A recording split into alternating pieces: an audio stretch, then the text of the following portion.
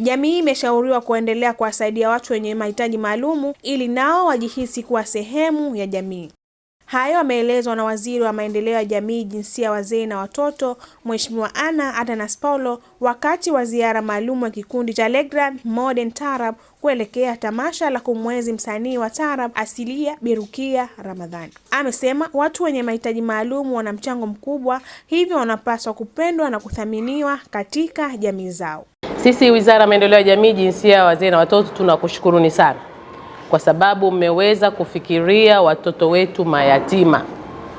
Tunao watoto wengi mayatima kwenye nyumba hizi za kulelea watoto. Si hii tu, hii moja ndo ya serikali, lakini zile ziko za binafsi nyingi tu zipo, na yenyewe pia mngeweza kuziona, lakini mkasema tunaenda mazizini kuwaona watoto mayatima wa mazizini. Tunakushukuruni sana.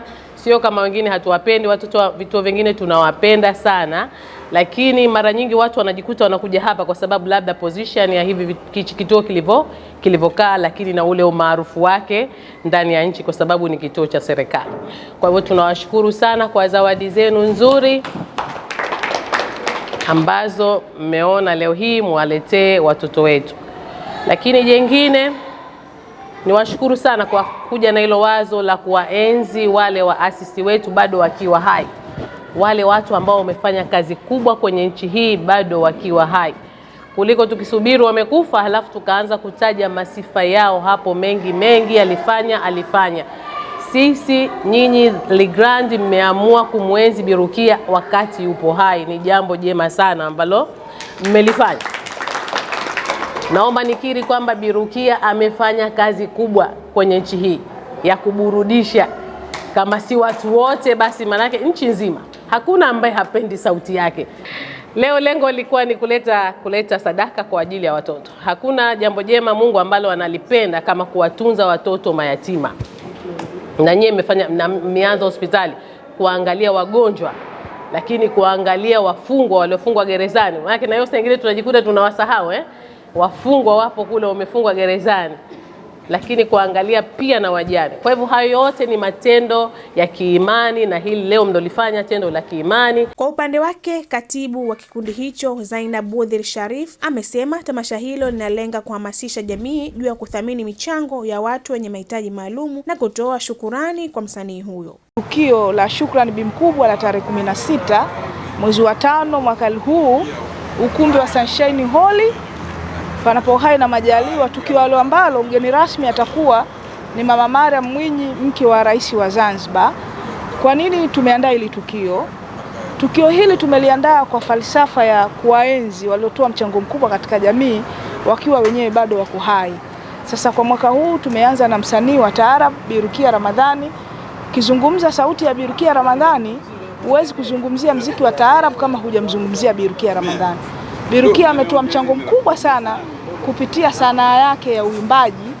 Ndio moja ya lengo ya kuanzisha hili tukio, lakini tukio letu lina kauli mbiu ambao tunasema tunakuenzi leo, tuko pamoja na wewe. Kwa maana tunakuenzi leo mwenyewe ukiwa uko hai unaona, lakini tuko pamoja na wewe kupitia changamoto yoyote ya huyo mtu ambaye tunamuenzi, tuhakikishe kwamba sisi tutakuwa ni sehemu ya kumpa faraja. Bi Rukia ana changamoto ya kubwa ya macho. Kwa hiyo moja dhumuni ya tukio hili ni kupambana kuhakikisha mpaka mwisho wa tukio hili limempa faraja Bi Rukia Ramadhani.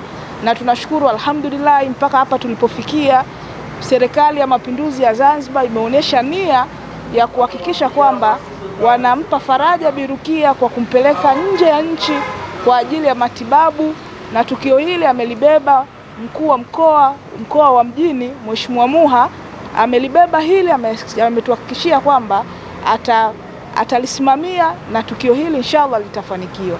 Lakini pia tunamshukuru Meya wa jiji la Zanzibar Mheshimiwa Kamal, na yeye amesema atamlipia Bi Rukia bima ya afya zaidi ya miaka, haitopungua miaka 4 atalipa.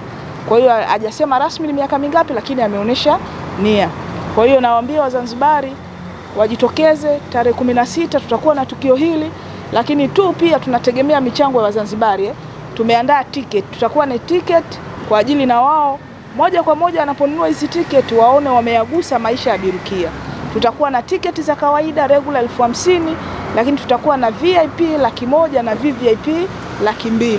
Naye Rukia Ramadhani ameshukuru bendi hiyo kwa kuthamini mchango wake, huku mkuu wa kituo cha kulelea yatima Mazizini Hairat Shaib Faki akishukuru kwa msaada waliotoa.